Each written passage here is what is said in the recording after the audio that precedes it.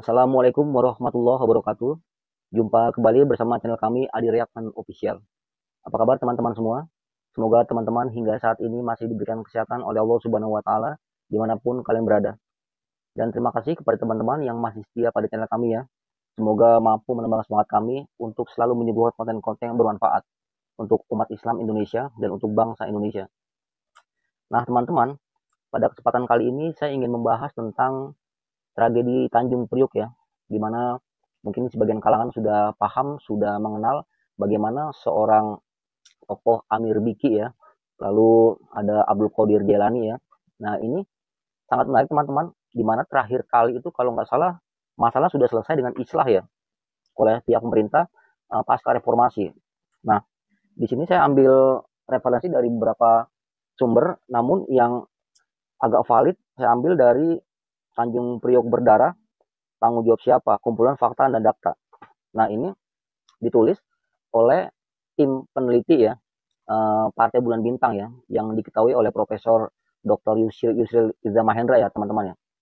Di mana beliau menekankan bahwa pentingnya membuka ya sejarah masa lalu tentang ya tanda petik ya pembantaian umat Islam ya di Indonesia.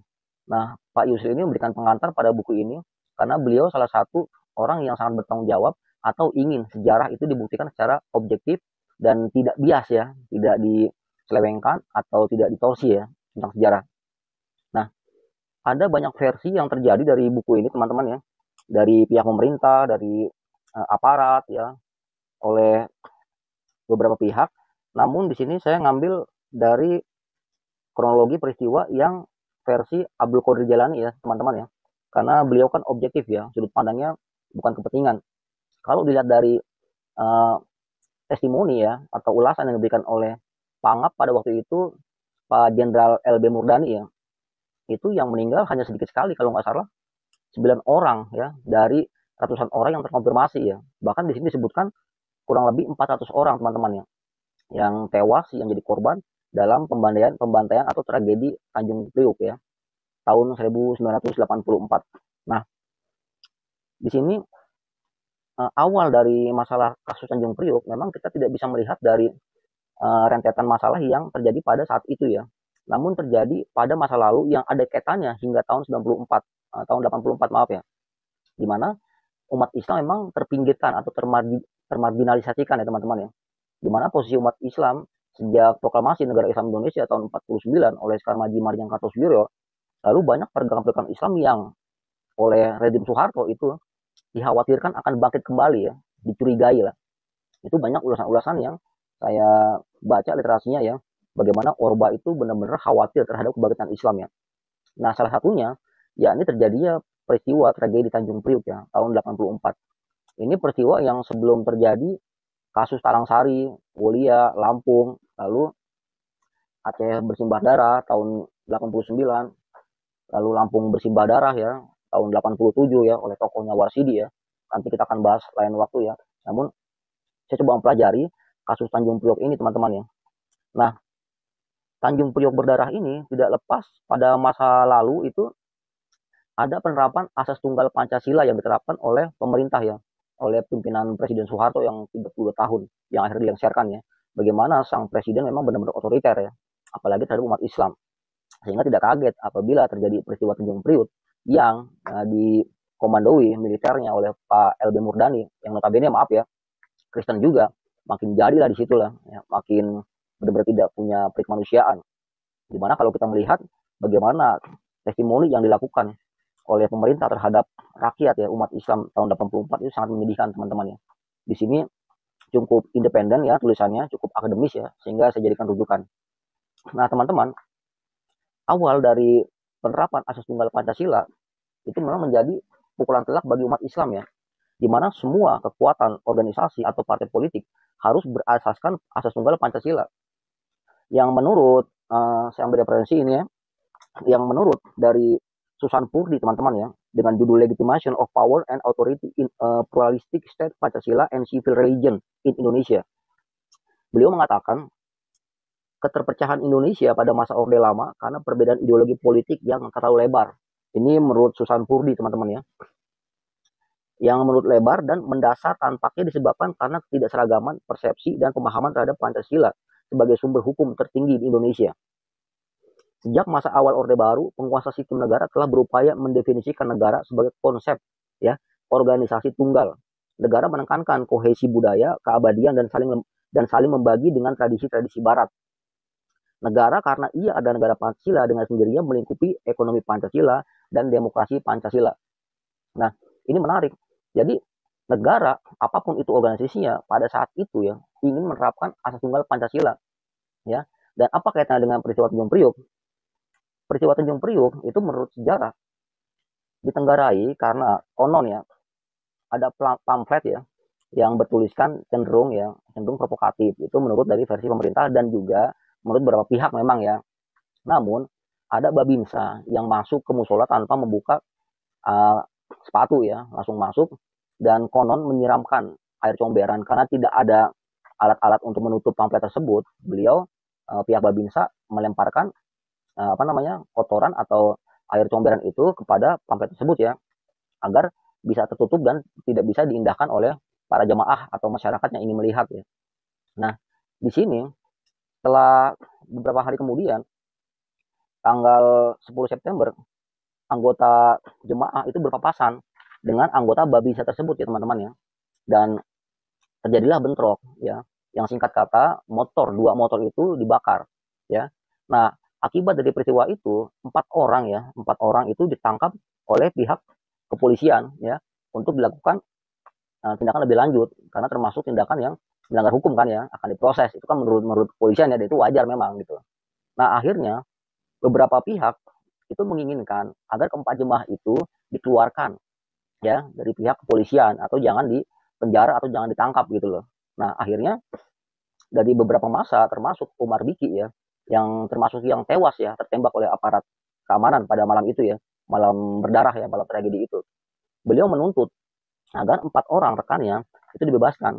Namun pihak militer itu bersikukuh bahwa keempat orang tersebut telah melakukan pelanggaran dan akan diproses secara hukum ya, menurut undang-undang yang berlaku. Itu menurut dari pihak pemerintah. Memang bisa dimaklumi. Nah, pada akhirnya ketika beberapa jemaah ya atau dikategorikan kelompok jemaah ingin mendatangi Polres ya dan dandim setempat, di situ terjadi suatu peristiwa yang di luar dugaan teman-teman ya. Terjadi penembakan di situ yang secara masif yang menurut pemerintah hanya 9 orang yang meninggal. Namun dari buku yang saya baca ini yang cukup akademis, itu mencapai 400 termasuk yang korban luka-luka ya. Di mana pada malam hari terjadi pembantaian yang sangat luar biasa dan di situ mayat-mayat bergelimpangan ya. Dan darah sudah membanjiri aspal jalan setempat. Nah, lalu datanglah truk untuk membersihkan ya mayat-mayat tersebut ke atas truk dan dibawa ke rumah sakit pemerintah. Lalu diturunkanlah mobil kebakaran ya untuk membersihkan jalan dari simbahan darah tersebut ya, yang sangat tragis dan sangat ironis. Nah, pada waktu itu pangdamnya adalah Bapak Tri Sutrisno teman-teman yang akhirnya beliau sempat menjabat sebagai wakil presiden dari zamannya era Soeharto ya.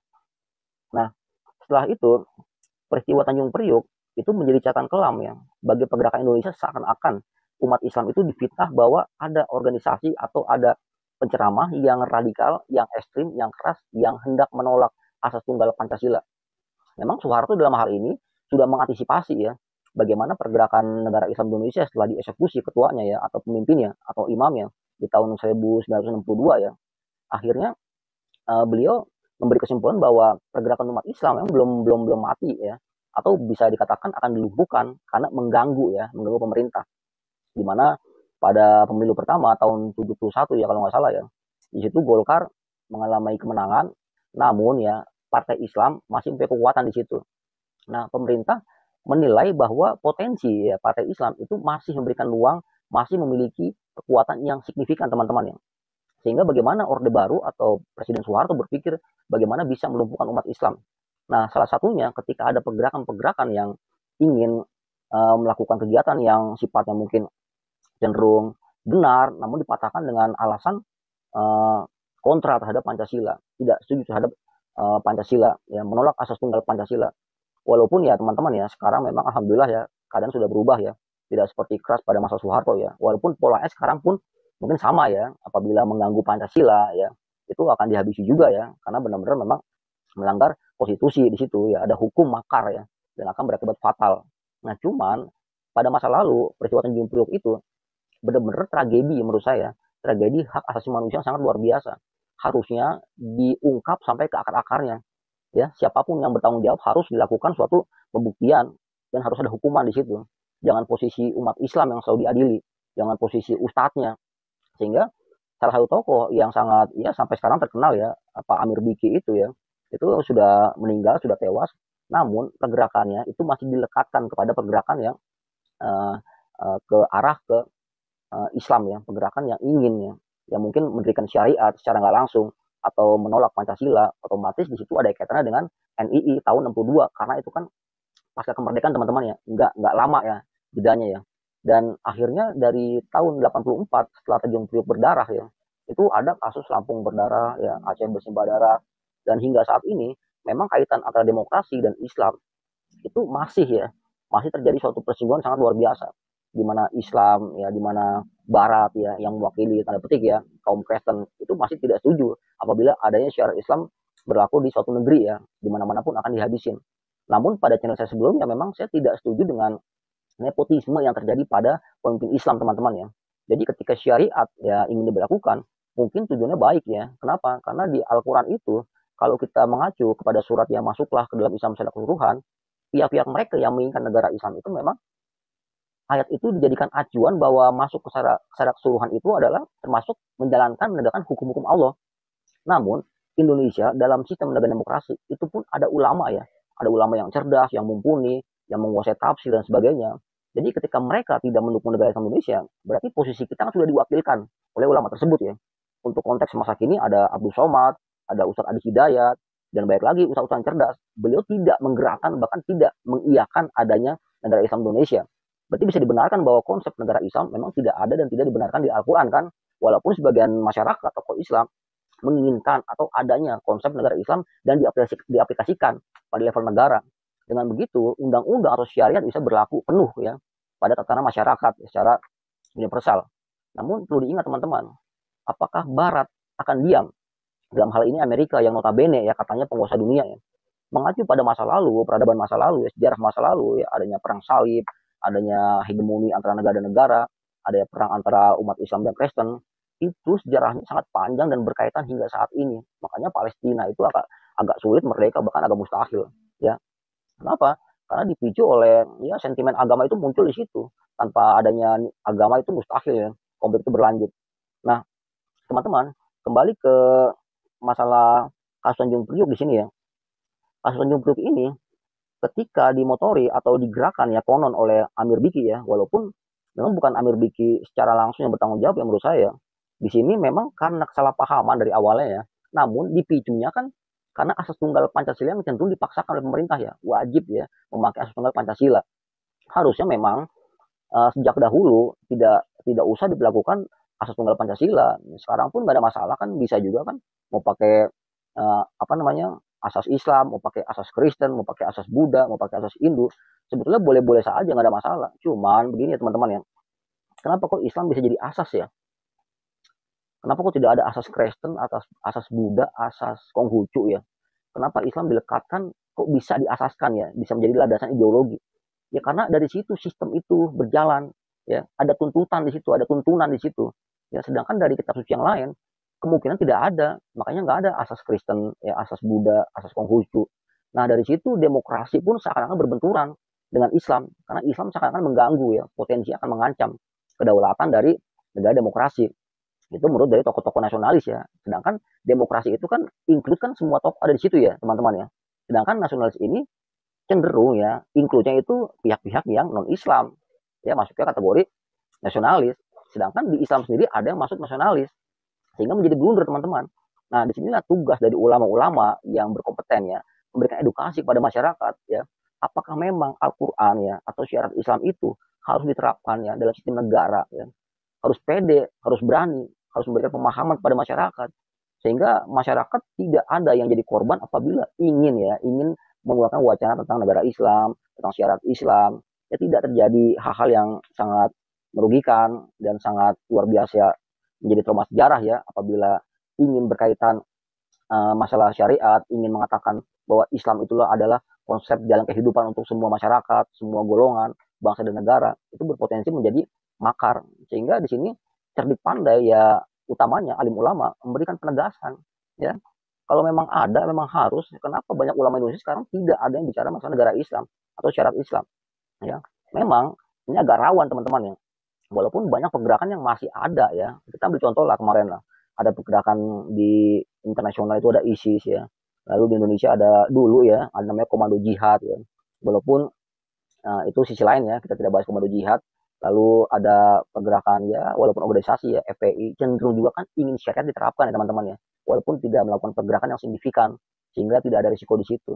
Sedangkan dahulu ada pembantaian Tanjung Priok, pembantaian Lampung bersimbah darah, pembantaian Talang Sari, Aceh bersimbah darah, itu tragedi sejarah ya, yang harus diurai sehingga masyarakat Islam bisa mengerti ya, dan bisa mengetahui kenapa bisa terjadi seperti itu. Dan kedepannya jangan sampai terjadi lagi teman-teman ya.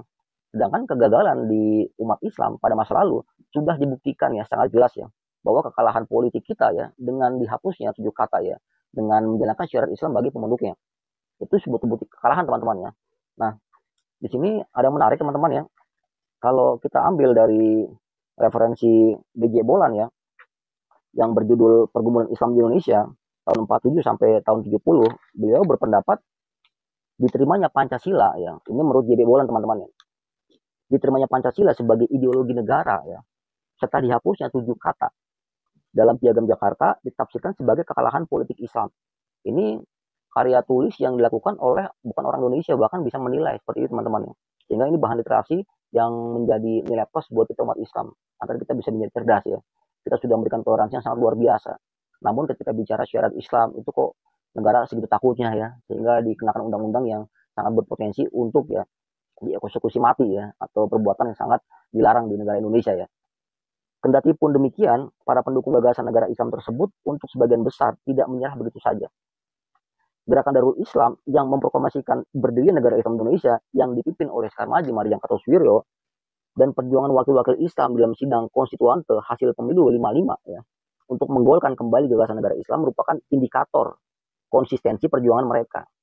Nah, itu menurut B.J. Bolan ya, Pergumulan Islam di Indonesia, penerbit Graffiti Press Jakarta ya. Teman-teman bisa baca untuk detail lengkapnya ya. Nah, teman-teman, akhirnya itu aja ulasan dari saya ya mengenai peristiwa Tanjung Priok ya. Semoga kasus seperti itu tidak terjadi lagi dan umat Islam bisa menjadi ya masyarakat yang lebih cerdas dalam memahami sejarah ya, dan pemerintah agar hati-hati terhadap pergerakan apapun namanya ya yang berkaitan dengan Islam ya. Semoga tidak terjadi lagi di zaman Orde Baru ya, yang terjadi banyak pembantaian umat Islam ya. Dan saya yakin di era Prabowo ini keadaan lebih kondusif dan umat Islam tidak menjadi korban lagi ya ketika difitnah sebagai ya golongan Islam radikal, ekstremis dan lain-lain ya. Semoga masyarakat kita bisa memberikan suatu sumbangsi kepada negara ya. Walaupun memang syariat Islam masih sensitif ya, tapi saya yakin memang masih ada pergerakan-pergerakan yang arah ke sana ya teman-teman ya. Dan tugas ulama yang tadi saya bilang ya, harap berikan kepada masyarakat pemahaman ya.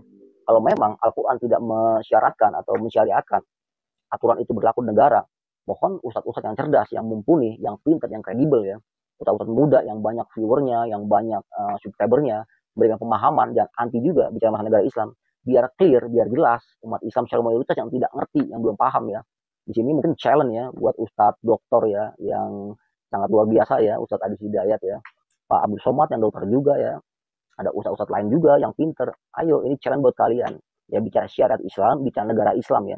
Kalau bermain posisi aman, memang semua juga bicara masalah sholat, bicara masalah zakat, bicara masalah puasa, haji, dan lain-lain ya. Namun yang sensitif dari Al-Quran itu kan banyak sekali ya. Ya, mohon diberikan pemahaman kepada masyarakat. Jadi clear, walaupun beresiko memang, namun agar kita mengetahui sudut pandang dari ulama yang kredibel seperti apa ya.